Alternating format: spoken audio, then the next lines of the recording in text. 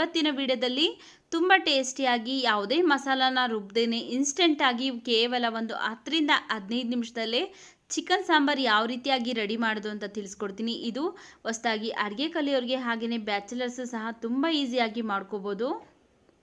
ನೋಡಿ, ಇಲ್ಲಿ ಒಂದು ಅರ್ಧ ಕೆಜಿ ಚಿಕನ್ನ ನೀಟಾಗಿ ವಾಶ್ ಮಾಡಿ ಇಟ್ಕೊಂಡಿದ್ದೀನಿ. ಒಂದು ಪ್ಯಾನ್ ಬಿಸಿಗಿಟ್ಟದಕ್ಕೆ ನಾನು 2 ಟೇಬಲ್ ಸ್ಪೂನ್ ಆಗುವಷ್ಟು ಎಣ್ಣೆ ಹಾಕ್ಕೊಳ್ತಾ ಇದ್ದೀನಿ. ಎಣ್ಣೆ ಬಿಸಿಯಾದ ನಂತರ 1 ಗಡ್ಡೆ ಈರುಳ್ಳಿ ಮತ್ತು 2 ಹಸಿಮೆಣಸಿನಕಾಯಿನ ಸಣ್ಣದಾಗಿ ಕಟ್ ಮಾಡಿ ಹಾಕ್ಕೊಳ್ತಾ ಇದ್ದೀನಿ. ಈರುಳ್ಳಿ ಮತ್ತು ಹಸಿಮೆಣಸಿನಕಾಯಿ ಎಲ್ಲ ಈಗ ಎಣ್ಣೆಯಲ್ಲಿ ಚೆನ್ನಾಗಿ ಫ್ರೈ ಆಗಲಿ, ಆ ರೀತಿಯಾಗಿ ಫ್ರೈ ಮಾಡ್ಕೊಳ್ಳೋಣ. ನೋಡಿ, ಈರುಳ್ಳಿ ಮತ್ತು ಹಸಿಮೆಣಸಿನಕಾಯಿ ಎಲ್ಲ ಇಷ್ಟು ಫ್ರೈ ಆದ ನಂತರ 1 ಟೇಬಲ್ ಸ್ಪೂನ್ ಆಗುವಷ್ಟು ಶುಂಠಿ ಬೆಳ್ಳುಳ್ಳಿ ಪೇಸ್ಟ್ ಹಾಕ್ಕೊಳ್ತಾ ಇದ್ದೀನಿ.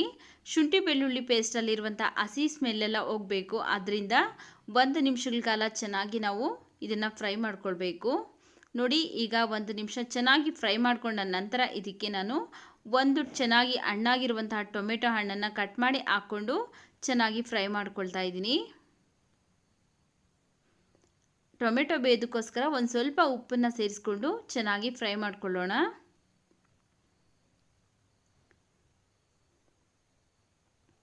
ನೋಡಿ, ಟೊಮೆಟೊ ಎಲ್ಲ ಇಷ್ಟು ಫ್ರೈ ಆದ ನಂತರ ಈಗ ಇದಕ್ಕೆ ನಾವು ಮೊದಲೇ ವಾಶ್ ಮಾಡಿ ಇಟ್ಕೊಂಡಿರುವಂತಹ ಅರ್ಧ ಕೆಜಿ ಚಿಕನ್ನ ಹಾಕ್ಕೊಳ್ತಾ ಇದ್ದೀನಿ. ಚಿಕನ್ ಹಾಕ್ಕೊಂಡು ಚೆನ್ನಾಗಿ ಮಿಕ್ಸ್ ಮಾಡ್ಕೊಳ್ಬೇಕು. ನೀವು ಒಂದ್ಸರಿ ಈ ವಿಧಾನದಲ್ಲಿ ಟ್ರೈ ಮಾಡಿ ನೋಡಿ. ಟ್ರೈ ಮಾಡಿದ್ಮೇಲೆ ಹೇಗೆ ಬಂತು ಅಂತ ಕಮೆಂಟ್ ಸೆಕ್ಷನಲ್ಲಿ ಕಮೆಂಟ್ ಮಾಡಿ. ತುಂಬ ಈಸಿಯಾಗಿ ಪ್ರಿಪೇರ್ ಮಾಡ್ಕೊಳ್ಬೋದು. ನೋಡಿ, ಚೆನ್ನಾಗಿ ಮಿಕ್ಸ್ ಮಾಡ್ಕೊಂಡ ನಂತರ ಲಿಡ್ನ ಕ್ಲೋಸ್ ಮಾಡಿ ಒಂದು 3 ನಿಮಿಷ ಬೇಯಿಸ್ಕೊಳ್ತಾ ಇದ್ದೀನಿ.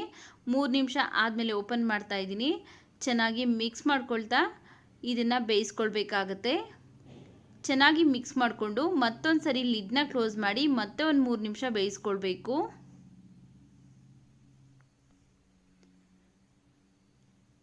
ನೋಡಿ, ಮತ್ತೆ ಒಂದು 3 ನಿಮಿಷ ಆಗಿದೆ, ಓಪನ್ ಮಾಡ್ತಾ ಇದ್ದೀನಿ. ಒಂದು ಟೋಟಲ್ ಆಗಿ ಒಂದು 6 ರಿಂದ 7 ನಿಮಿಷಗಳ ಕಾಲ ಚೆನ್ನಾಗಿ ಬೇಯಿಸ್ಕೊಂಡಿದ್ದೀನಿ.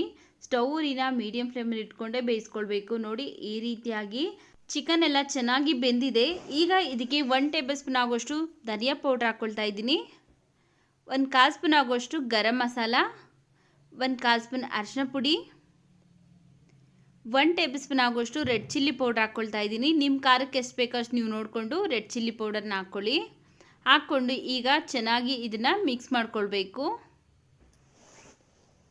ಕೇವಲ ಒಂದು 10 ರಿಂದ 15 ನಿಮಿಷ ಟೈಮ್ ಇದ್ದರೆ ಸಾಕು. ಬ್ಯಾಚುಲರ್ಸ್ ತುಂಬ ಈಸಿಯಾಗಿ ಚಿಕನ್ ರೆಸಿಪಿನ, ಚಿಕನ್ ಸಾಂಬಾರನ್ನ ಮಾಡ್ಕೊಳ್ಬೋದು. ಎಲ್ಲರೂ ಸಹ ತುಂಬ ಇಷ್ಟಪಟ್ಟು ತಿಂತಾರೆ. ಅಷ್ಟೊಂದು ಟೇಸ್ಟಿಯಾಗಿರುತ್ತೆ. ಯಾವುದೇ ಮಸಾಲ ರುಬ್ಬುವಷ್ಟು ಅವಶ್ಯಕತೆ ಇರೋದಿಲ್ಲ. ತುಂಬ ಈಸಿಯಾಗಿ ಮಾಡ್ಕೊಳ್ಬೋದು. ನೋಡಿ, ಚಿಕನ್ ಎಲ್ಲ ಚೆನ್ನಾಗಿ ಮಿಕ್ಸ್ ಮಾಡ್ಕೊಂಡ ನಂತರ ಈಗ ಇದಕ್ಕೆ ಒಂದು 200 ಗ್ರಾಮ್ ಆಗೋಷ್ಟು ನೀರನ್ನು ಹಾಕ್ಕೊಂಡು ಚೆನ್ನಾಗಿ ಮಿಕ್ಸ್ ಮಾಡ್ಕೊಳ್ತಾ ಇದ್ದೀನಿ. ನಿಮಗೆ ಸಾಂಬಾರ್ ಕನ್ಸಿಸ್ಟೆನ್ಸಿ ನೋಡಿಕೊಂಡು ನೀವು ನೀರನ್ನು ಸೇರಿಸ್ಕೊಳ್ಬೇಕಾಗತ್ತೆ. ನಾನಿಲ್ಲಿ ಚಪಾತಿಗೆ ಮಾಡ್ತಾ ಇರೋದ್ರಿಂದ ಒಂದು ಸ್ವಲ್ಪ ನೀರನ್ನು ಕಡಿಮೆ ಹಾಕ್ಕೊಂಡು ಚೆನ್ನಾಗಿ ಮಿಕ್ಸ್ ಮಾಡ್ಕೊಂಡಿದ್ದೀನಿ. ಈಗ ಲಾಸ್ಟಲ್ಲಿ ಒಂದು ಸ್ವಲ್ಪ ಪುದೀನ ಸೊಪ್ಪು ಹಾಕ್ಕೊಳ್ತಾ ಇದ್ದೀನಿ. ಹಾಗೆಯೇ ಸಣ್ಣದಾಗಿ ಕಟ್ ಮಾಡಿರುವಂಥ ಕೊತ್ತಂಬರಿ ಸೊಪ್ಪನ್ನು ಹಾಕ್ಕೊಂಡು ಚೆನ್ನಾಗಿ ಮಿಕ್ಸ್ ಮಾಡ್ಕೊಳ್ತಾ ಇದ್ದೀನಿ. ನೋಡಿ, ಮಿಕ್ಸ್ ಮಾಡ್ಕೊಂಡ ನಂತರ ಈಗ ಇದಕ್ಕೆ ನಾವು ರುಚಿಗೆ ತಕ್ಕಷ್ಟು ಉಪ್ಪನ್ನು ಹಾಕ್ಕೊಳ್ಬೇಕು.